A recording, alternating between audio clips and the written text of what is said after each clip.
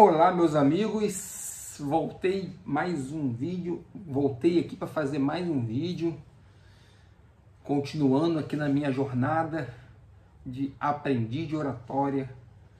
Para quem não me conhece, meu nome é Anderson, tenho 43 anos e sou péssimo em oratória, em leitura, dicção.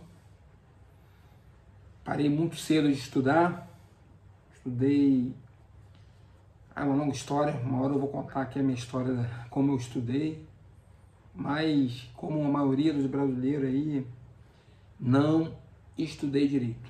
Uma hora, quem sabe, eu conto o que aconteceu de fato, toda a trajetória, mas a princípio eu resolvi gravar vídeo para melhorar minha oratória, melhorar minha leitura, e então estou gravando vídeo nesse canal que se chama Aprendiz de Oratória, só que não ensino oratória, eu estou aprendendo oratória, tá bom? Então vou dar continuidade aqui ao livro que eu estou lendo, o livro chamado Aprender.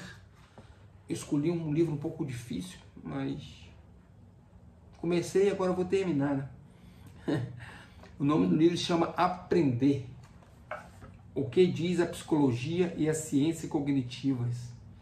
Os caminhos da aprendizagem, autoformação, as novas formas de aprender. Esse livro aqui é um livro que eu ganhei de um amigo lá em Portugal. Tive um tempo em Portugal e ele tem muitas versão dele aqui, da escrita dele é bem de português de Portugal, né? Então tem coisas aqui que tu vai estranhar, mas não se importa por isso não, mas dá para entender, tá bom? Vamos continuar minha leitura. Observar o cérebro que aprende. Será que é possível observar o cérebro que aprende? Por seu lado, o psicólogo Oliver Holder, não sei se pronuncia assim, investigador da Universidade Paris V, interessa-se pelas estratégias de aprendizagem. Rival do grande psicólogo Jean Piaget, 1886 a 1980, considerado um dos primeiros exploradores da cognição e cujos trabalhos contribuíram uma referência durante muito tempo. Pensar que Piaget não tinha levado em conta, na sua teoria do desenvolvimento da inteligência, a capacidade de inibição que permite evitar os erros de raciocínio. Para ele, esta capacidade só aparece de forma progressiva no desenvolvimento cognitivo da criança.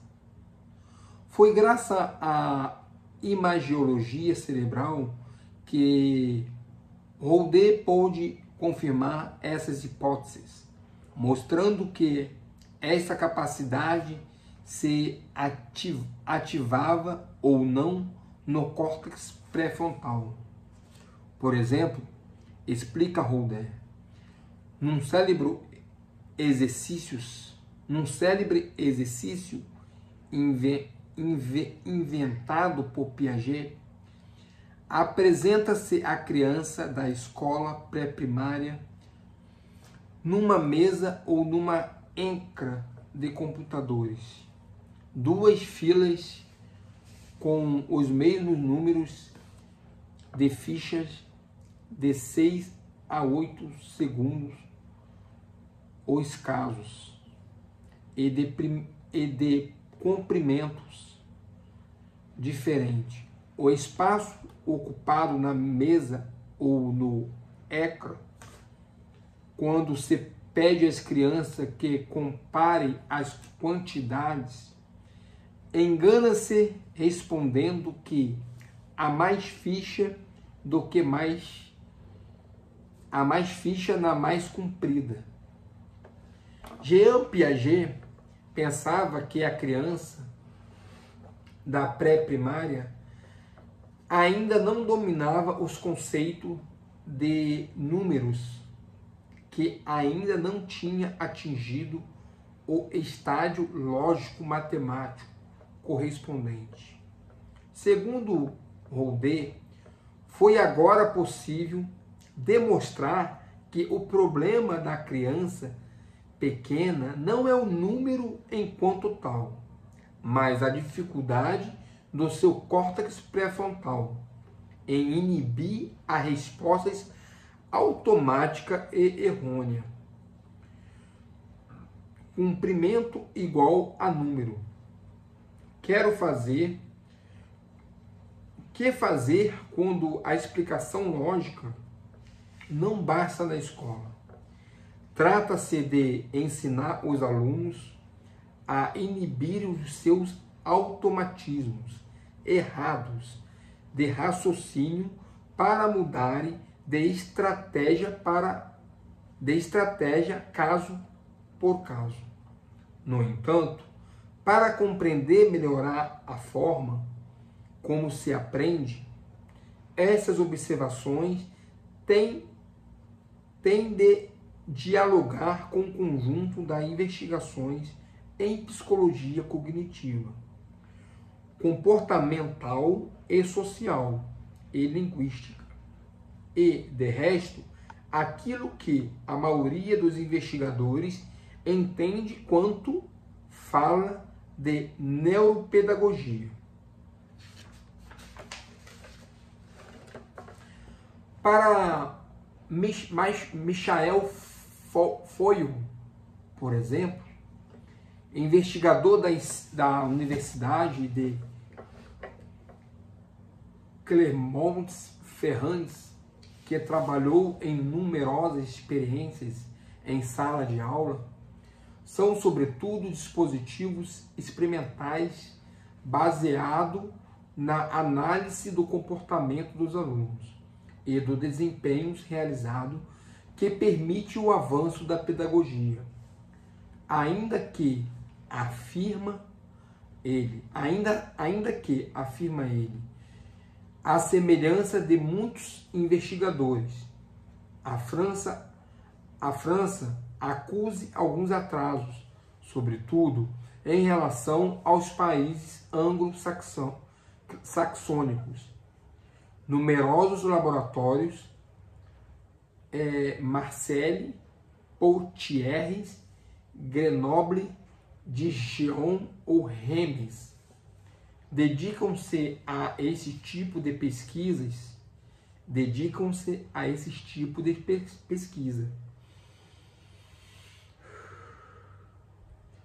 Uns se interessam-se por campos disciplinares, a leitura, o cálculo e a geometria. Outros trabalham sobre aquilo a que os investigadores chamam funções executivas do cérebro, como melhorar a memória de trabalho, como mobilizar seus recursos atencionais, como organizar as informações, como, de fato, melhorar a capacidade da aprendizagem. Assim, explica Fayol.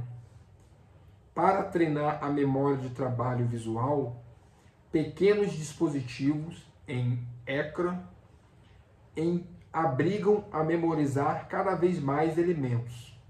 E verifica-se hoje que o melhoramento dos desempenhos obtido por esse tipo de exercício não se deve apenas a uma aprendizagem, mas permite aumentar as capacidades de memória de trabalho, de maneira transferível e generalizável. Em Grenoble explica por seu lado,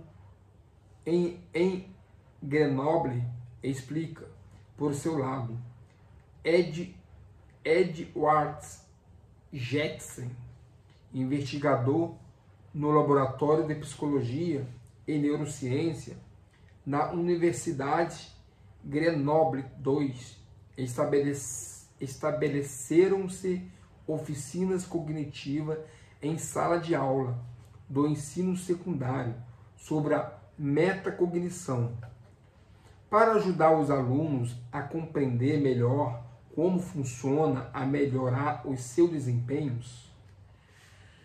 Às vezes eu perco o ritmo da leitura, é muito difícil isso. Mas vamos lá, que uma hora eu vou continuar, eu vou aprender. Vamos lá onde eu parei. Esses programas abundam no continente norte-americano, onde as capacidades de financiamentos são grandes e os centros de investigação numerosos. Assim, nos Estados Unidos, desde há alguns anos que professores realizam nas turmas pré-primária um programa chamado Thoughts of the Mind, caixa P32, devidamente avaliado em várias turmas, propondo-lhe exercício baseado em jogos educativos, destinado a exercitarem a sua concentração e a memória de trabalho. Do resto, numerosos estudos destacam o benefício das artes plásticas, da música, da educação física ou das artes marciais na regulação das emoções, na capacidade de concentração e em favorecer a aprendizagem. Eita, vamos lá, vamos continuar aqui. Na realidade da sala de aulas. Na verdade, muitas dessas experiências resultam em conselhos de simples bom senso, que desde há muito são aplicados de formas intuitivas por professores experientes.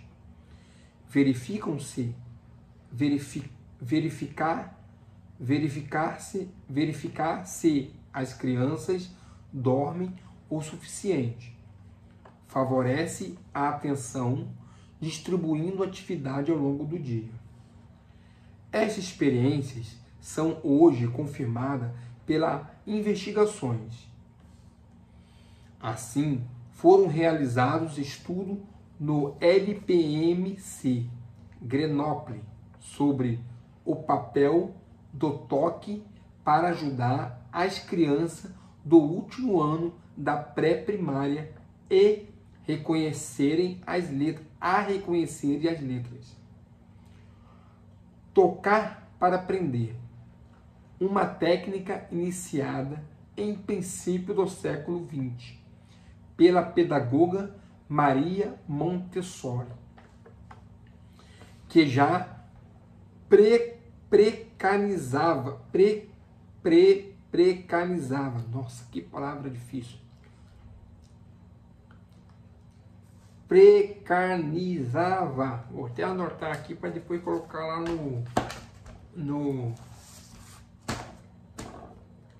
para colocar lá no trava-língua, porque essas palavras é difícil demais. Precanizava, achei ela aqui, ó, marquei ela aqui, vou escrever ela aqui para gravar mais. Precanizava,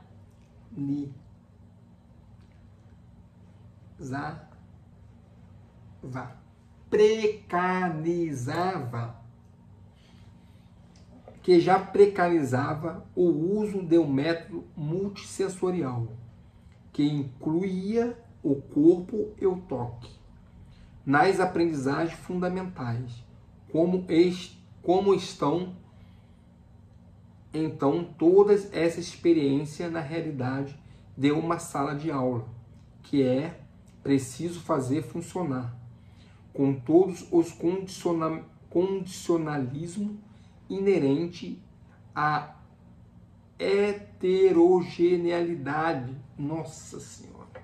Ai, isso aqui é um trava-língua de verdade, Pai. Oh, glória!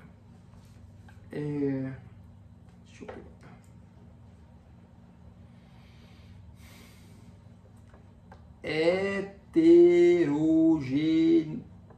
Nossa, que palavra difícil.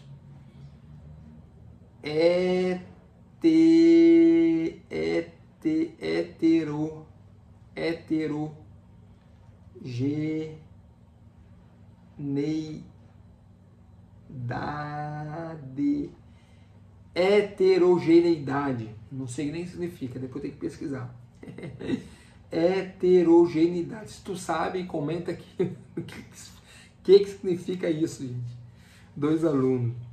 A execução dos programas, as exigências horárias. Parece haver aqui um certo bug. Por um lado, como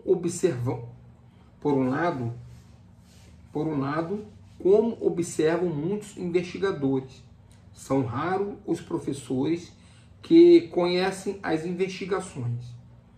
De um modo geral, não tem formação para aplicá-las como com os seus alunos. Por outro, embora faça avançar o conhecimento do funcionamento cognitivo, essas investigações são normalmente pouco transferíveis para a situação na sala de aula e generalizáveis para a maioria. As técnicas utilizadas pelos professores decorrem, na maioria dos casos, da prática cotidiana. É preferível pensar que os objetivos das técnicas pedagógicas e das investigações científicas em educação diferem. O objetivo da pedagogia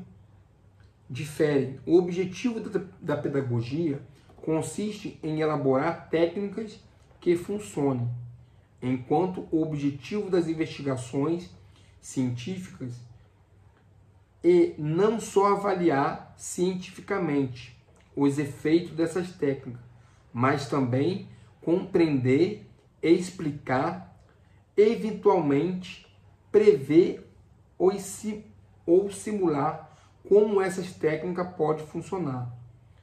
Escreve Getaz no site do LPNC. As duas abordagens só raramente se alimentam uma à outra. Apenas uma exceção. A leitura dispomos agora, diz de Yane, de uma verdadeira ciência da leitura. Em todo mundo faz-se hoje um trabalho de treino sistemático que favorece a descodificação e a compreensão. Eduardo Getaz, que faz também parte da equipe NeuroSpin, acrescenta, em França, as investigações recentes sobre a leitura começam realmente a influenciar as práticas pedagógicas. Todo o trabalho maciço de treino sistemático da fonologia, o treino na escola pré-primária sobre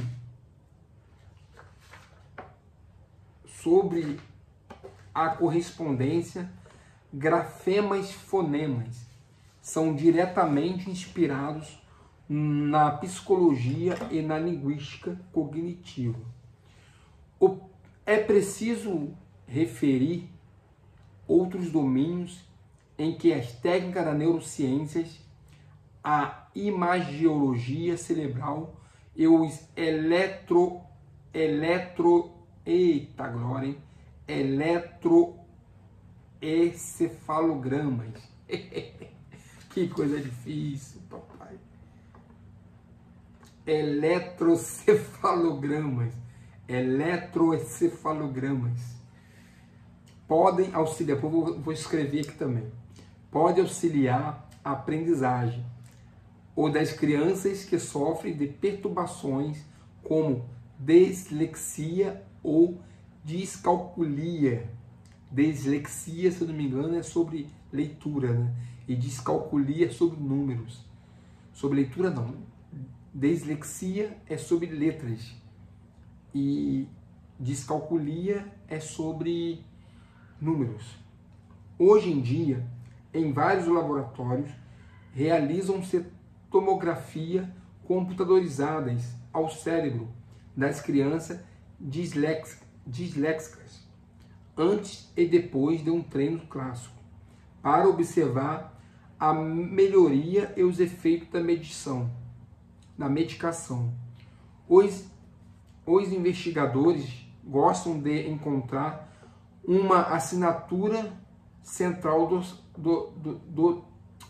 assinatura cerebral do déficit, explica Gentles, observando, obviamente, que essas situações incidem sobre poucas crianças e fora das situações da sala de aula.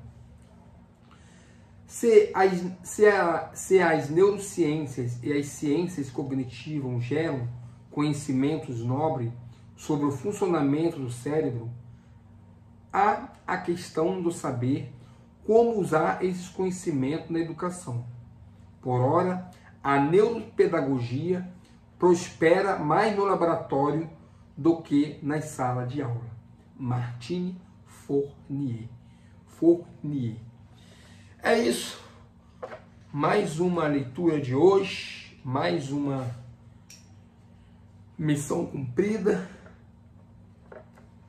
Hoje foi bem complicado, travei demais, muita palavra difícil, mas eu vou insistir. Depois eu acredito que com o tempo eu vou melhorando, vou pegando aí o ritmo da leitura também, eu perco muita entonação, mas estou insistindo na teimosia. É isso, meus amigos, fiquei até um pouco rouco, rapaz. Isso que aconteceu com a minha voz, ficou um pouco rouco, pô. Eu acredito que seja um pouco também da minha cirurgia, então estou um pouco ainda me recuperando, ainda a minha voz não está 100% não. Forcei um pouco a voz. É isso, chegamos ao fim.